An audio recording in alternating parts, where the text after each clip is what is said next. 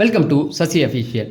இன்றைக்கி நம்ம ஒரு படம் பார்த்துட்டு வந்திருக்கேன். அந்த படத்தை பற்றி தான் பேச போகிறோம். படம் பேர் விஸ்வநாதன் அண்ட் சன்ஸ். இந்த படம் தான் எதுக்கு அப்படின்னு சொன்னீங்கன்னா, கஜினிக்கு ஈக்குவலாக இந்த படம் இருக்க போகுது அப்படிங்கிற மாதிரி ஒரு செய்திகள் வந்தது. ஸோ கஜினி அப்படிங்கிறது அது ஒரு தரமான ஒரு படம்.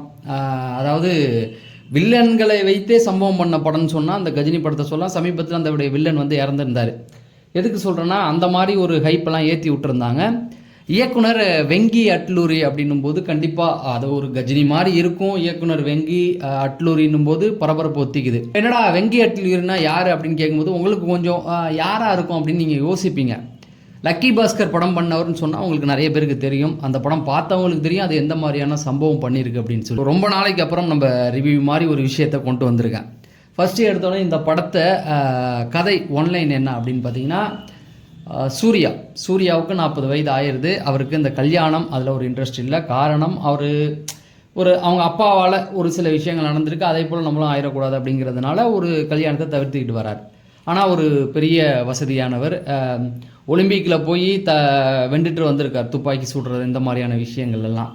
அப்பேற்பட்டவருக்கு ரொம்ப ஹேண்ட்ஸமாக இருக்கார். சஞ்சய் ராமசாமி மாதிரி இருக்கார். ஒன்றும் இல்லை, சஞ்சய் ராமசாமி போல் இதில் இன்னொரு பேர் மாற்றி வச்சுருக்காங்க, அவ்வளோதான். அதுக்காக நான் கஜினின்னு எதிர்பார்த்து போனதெல்லாம் வேஸ்ட்டு தான். ஏன்னா பேர் மட்டும் ஒரு பெரிய வசதியானவர் அப்படிங்கிற ஒரே ஒரு விஷயம் மட்டும்தான். அதில் சஞ்சய் ராமசாமி இதில் சஞ்சய்ன்னு போட்டு இன்னொரு பேரை போட்டு விட்ருக்காங்க, அவ்வளோதானே தவிர வேறு ஒன்றும் கிடையாது.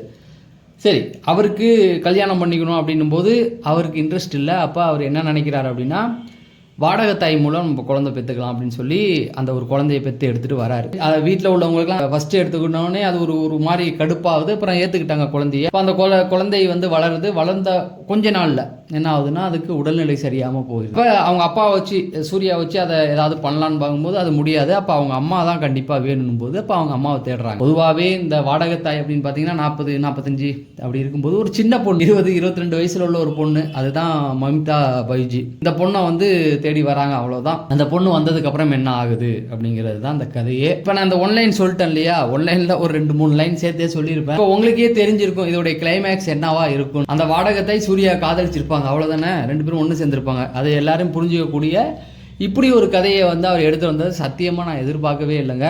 நம்ம வெங்கி அட்லூரி லக்கி பாஸ்கர் கஜினின்னு நினச்சி போன எனக்கு ஒரு ஏமாற்றத்தை கொடுத்துட்டாரு. ஆனால் படம் பார்க்க கொஞ்சம் ஆரம்பித்த உடனே கலகலன்னு மம்தா பைஜி அவங்க உள்ளே வந்தோடனே இப்போ களை கட்ட ஆரம்பிச்சிச்சு. ஒரு மாதிரி காமெடியெல்லாம் கொஞ்சம் பெரிய விழுந்து சிரிக்காமல் அங்கங்கே பொழுதுபோக்கு மாதிரி அப்படி ஃபர்ஸ்ட் ஹாஃப் கொண்டு போனார். ஒரு வேற விதமான ஒரு ட்ரீட்மெண்ட். ஏன்னா வாத்திலாம் அவர் தானே பண்ணியிருக்காரு. சரி, அந்த மாதிரி இருக்குன்ட்டு என்னன்னு பார்த்தா ஃபர்ஸ்ட் ஹாஃப்லேயே கதை முடிஞ்சிருச்சு. ஃபர்ஸ்ட் ஹாஃபில் கதை முடிஞ்சிருச்சு. செகண்ட் ஹாஃபில் எங்கெங்கேயோ போக ஆரம்பிச்சிட்டாங்க. சம்மந்தம் இல்லாத விஷயங்கள்லாம் வர ஆரம்பிக்குது. ஸோ ராதிகா ஒரு இடத்துல இறக்குறாங்க, அதோடய அங்கே முடிஞ்சு போச்சு. அப்பயே தெரிஞ்சு போச்சு. அதுக்கப்புறமேட்டுக்கு மம்தா பைஜு தான் அந்த குழந்தைய வளர்க்க வேண்டிய ஒரு சூழல் வரும் அப்படின்னு நம்மளே யோசிக்கக்கூடிய எல்லா விஷயத்தையும் இது பண்ணிட்டு கதையை அவர் எங்கெங்கேயோ கொண்டு போயிட்டார். மொத்தத்தில் செகண்ட் ஹாஃப் அப்படிங்கிற ஒரு சாப்டரே தேவையில்லை. ஃபர்ஸ்ட் ஹாஃப் முடிஞ்ச உடனே விட்டுருந்தா கூட ஒரு 3/4 மணி நேரம் 1 மணி நேரத்தில் கதை முடிஞ்சிருச்சு அப்படிங்கிறதா. ரொம்ப சின்ன கதை, அதை போட்டு மெனக்கெட்டு எடுத்துட்டு வந்துட்டாங்க. பாசிட்டிவ் அப்படின்னு பார்த்தா இந்த கதையில சூர்யா தன்னால் என்ன முடிஞ்சதோ அதை அழகாக பண்ணியிருக்காரு. அதில் எந்த மாற்று கருத்தும் கிடையாது. 2வது ஹீரோயின் தான் ராதிகாவாக இருக்கட்டும், அதெல்லாம் சூப்பராக போச்சு. கேமரா ஒர்க்கெல்லாம் அது ரொம்ப சூப்பராகவே, காஸ்டியூம் இப்படி எல்லாத்தையுமே ரொம்ப தேடி கண்டுபிடிச்சி அழகாக கொண்டு வந்தாங்க.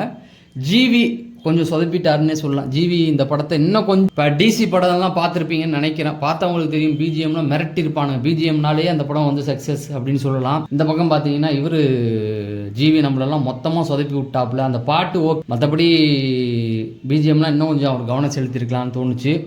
அடுத்து அப்படின்னு பார்த்தீங்கன்னா தெலுங்கு வாசம் அடிக்கும்ல. இப்போ நீங்கள் வாரிசு படம் பார்த்தீங்களா, அந்த மாதிரி தான் இருக்குது. வாரிசில் எப்படி தெலுங்கு நடிகர் தமிழ் நடிகர் ஒரு ட்ராமா, இந்த ட்ராமா அந்த ட்ராமா அப்படியே தான், இதுவும் அப்படியே தான் போயிட்டுருக்கு. வேறு ஒன்றுமே கிடையாது. வாரிசு படம் பார்த்தவங்களுக்கு ஏன்னா இதுக்கு முன்னாடி வாரிசு பார்த்த மாதிரியே இருக்கும். அதாவது கதையில் எந்த சம்மந்தமும் இல்லை.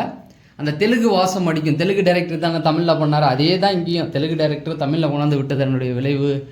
ரவீனா டேண்டன்லாம் போட்டிருக்காங்க. அவங்களாம் எதுக்கு வந்தாங்கன்னே தெரியல. அந்தளவுக்கு போட்டு ஓரளவுக்கு மேட்ச் பண்ணி விட்டுட்டாங்க. சூர்யா அவர்கள் ரொம்ப காலமாகவே இண்டஸ்ட்ரியை விட்டு வெளில போய் இப்போ தான் கருப்பு படம் ஓரளவுக்கு பெரிய அளவு கை கொடுத்து சம்பவம் பண்ணுச்சு. அதே போல் கமர்ஷியல் லைனில் பூந்துருக்கலாம் அவர். அதை விட்டுட்டு, ஏன்னா கருப்பு படத்துக்கு அப்புறம் தானே இந்த கால் ஷீட் அவர் கொடுத்தாரு. அப்போ கருப்பு படம் நல்லா போகும்னு தெரியும்ல, அந்த மாதிரி கமர்ஷியலாக அவர் கொடுத்துருக்கலாம். அவர் ஏதோ கதைக்காக கொடுக்குறேன் அப்படின்னு சொல்லி இந்த கதையை செலக்ட் பண்ணி ஒரு அளவும் தேரலை அப்படிங்கிறது தான், போயிடுச்சு அப்படிங்கிறது தான்.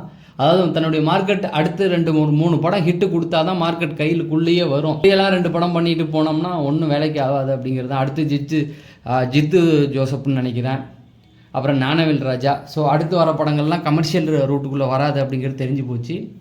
ஸோ சூர்யா தன்னுடைய கெரியர் இப்படி தான் விட்றாரு. அது இல்லாமல் இந்த புது டைரக்டர்லாம் நம்பவே மாட்டார். நீங்கள் நல்லா பார்த்தீங்கன்னா நல்லா ஹிட்டு கொடுத்த டைரக்டர்கிட்ட தான் படம் பண்ணுவார் அவர். யங்ஸ்டர்ஸ்க்கெல்லாம் நம்பவே மாட்டார். அஜித் விஜய்லாம் வந்து யங்ஸ்டர்ஸ்க்கு வாய்ப்பு கொடுப்பாங்க. இவர் விக்ரம்லாம் யங்ஸ்டர்ஸ்க்கு வாய்ப்பு கொடுக்க மாட்டாங்க. அதனாலேயே பாதி இவங்க அழிஞ்சு போகிறது. ஏன்னா பெரிய டைரக்டர்லாம் வந்து பெருசாக ஹிட்டு கொடுப்பாங்கன்னு நம்பி அங்கே போய் இந்த மாதிரி மொக்க வாங்கிட்டு வர்றது தான். சென்டிமெண்ட் கொஞ்சம் ஒரு சில இடங்களில் வந்து கண்டிப்பாக ஒர்க் அவுட் ஆகிருக்கு. சென்டிமெண்ட் வந்து பெருசாக ஒர்க் அவுட் ஆக வேண்டிய இடத்துல கம்மியாக ஒர்க் அவுட் ஆகிருக்கு. ஏன்னா குழந்தை இருக்கும்போது அந்த குழந்தையோட கனெக்டிவிட்டி சூப்பராக நமக்கு வந்துடணும். எம்ஜிஆர் வந்து சொல்லுவாராம், அதாவது மக்களுக்கு எப்படி வந்து அந்த கனெக்டிவிட்டி வரணும் அப்படிங்கிறதுக்கு எம்ஜிஆர் சொல்லுவாராம். அவரும் டைரக்டர் தானே. ஒரு சில அந்த கதை விவாதத்தில் போய் உட்காரும்போது சொல்லுவாராம், மேலேருந்து ஒரு கூடையை தூக்கி போட்டால் மக்களுக்கு பதட்டம் வராது, பயப்பட மாட்டாங்க, கூலாக அப்படியே உட்காந்துருப்பாங்க. அந்த கூடைக்குள்ளே ஒரு குழந்தைய வச்சு தூக்கி போட்டோம்னா எந்த அளவுக்கு பதறுவாங்க, அது எவ்வளோ பெரிய ஆம்பளையாக இருக்கட்டும் பொம்பளையாக இருக்கட்டும் எல்லாருமே பதறி போவாங்களா, அந்த மாதிரி தான் சீன் இருக்கணும்னு சொல்லுவாராம். கனெக்டிவிட்டிக்கு ஒன்றுமே இல்லை அப்படிங்கிறது தான். ஃபஸ்ட்டு அந்த சூர்யாவுடைய இன்ட்ரோ சீன் அதையாவது கொஞ்சம் மாசாக வச்சுருப்பாங்கன்னு பார்த்தோம். ஃபஸ்ட்டு உடனே அந்த ஃபஸ்ட்டு சீன்லேயே எனக்கு தெரிஞ்சு போச்சு, இது அவ்வளோதான் முடிஞ்சு போச்சு அப்படின்னு. சூர்யா வந்து ஒலிம்பிக்கில் அந்த கலந்துக்கணும், அங்கே போய் அந்த கன்னெல்லாம் எவனோ போய் திருடி உடச்சி வச்சிடறான். இது ஒரு பொழப்பாடா? ஒரு ட்ராமாட்டிக் ஃபிலிம் பண்ணும்போது ஒன்று கமர்ஷியலாக பண்ணியிருந்தா இது ஓகே, பண்ணுறது ட்ராமாட்டிக், அதில் போய் இப்படி யாராவது யோசிப்பானுங்களா? அதுவும் வந்து ஒருத்தவங்க சேஃபான ஒரு ரூமில் தங்கி இருக்கும்போது எவனோ உள்ளே வந்து உடைக்கிறாங்களாம், அதை உடச்சி வச்சிடுறாங்களாம். அதுக்கப்புறம் சூர்யா வந்து அதை எல்லாத்தையும் சரி பண்ணி ஜெயிச்சிடுறாரு. அப்படியே ஃபோட்டோ எடுக்கிறாங்க, எல்லாம் பண்ணுறாங்க, ஆடியன்ஸு கம்முன்னு உட்காந்துருக்காங்க. எதுவும் கனெக்ட் ஆகலை. அவர் என்ன பண்ணார், அதுக்காக அவர் ஒரு ஒரு ஒரு விஷயம் பண்ணியிருக்கணும்ல, அது நம்மளுக்கு பதப்பத வைக்கணும்ல, அந்த மாதிரி இல்லை. அதுக்கு தான் அந்த குழந்தை விஷயத்த சொன்னேன். எதுவுமே இல்லை, ஒரு கூடையை தூக்கி மேலேருந்து போட்ட மாதிரி தான் இருந்தது. அந்த ஃபஸ்ட்டு இதுலேயே முடிஞ்சு போச்சு. அப்புறம் ஃபைட் சீன் 2 வச்சுருந்தாங்க. இப்போ யாராவது ரோட்டில் போனாங்கன்னு வச்சிங்களேன், அவங்கள கூப்பிட்டு எதுக்குடா நடந்து போகிறோன்னு, நம்ம பஸ்ஸில் போக வேண்டியதானே, அரைஞ்சா எப்படி இருக்கும், பார்க்குறவன் நம்மளை பைத்தியம்னு சொல்லுவான்ல, அந்த மாதிரி தான் ஸ்டெண்டு சீனும். அந்த சீனுக்கு அங்கே ஃபைட்டே தேவை கிடையாது, இவனுங்களாம் எடுத்துகிட்டு போய் ஒரு ஃபைட்டை வச்சுருக்காங்க, அவ்வளோதான். இப்படி வெட்டியாக அந்த ஃபஸ்ட் ஹாஃபில் ஒன்று செகண்ட் ஹாஃபில் ஒன்றுன்னு கனெக்ட் பண்ணி வச்சுருக்காங்க. ஸோ எதுக்கு சொல்கிறேன்னா, ஒரு படம் சூர்யா மாதிரி ஒரு பெரிய ஹீரோ வச்சு பண்ணுறோம், அந்த டைரக்டருக்கு வந்து எக்ஸ்பீரியன்ஸ் இருக்குது, 2 பேரும் சேர்ந்து பண்ணும்போது அந்த படத்தை வந்து இன்னும் கொஞ்சம் பெட்டராக சூப்பராகவே கொடுத்துருக்கலாம். ஒரு டைம் பார்க்கலாம், அவ்வளோதான். நம்ம சூர்யா ஃபேனாக இருந்தால் ஒரு டைம் போய் பாருங்கள். ஃபஸ்ட் ஹாஃப்லாம் நல்லா இருந்தது, செகண்ட் ஹாஃப் தான் அப்படியே போட்டு சொதப்பி வச்சுருக்காங்க. என்னை பொறுத்த வரைக்கும் ஒரு தடவை பாருங்கள். ஸோ சினிமா சார்ந்த அப்டேட்டுகள் தெரிஞ்சால் நம்ம சேனலை சப்ஸ்கிரைப் பண்ணுங்கள். நம்ம அடுத்த வீடியோவில் சந்திப்போம். நன்றி, வணக்கம்.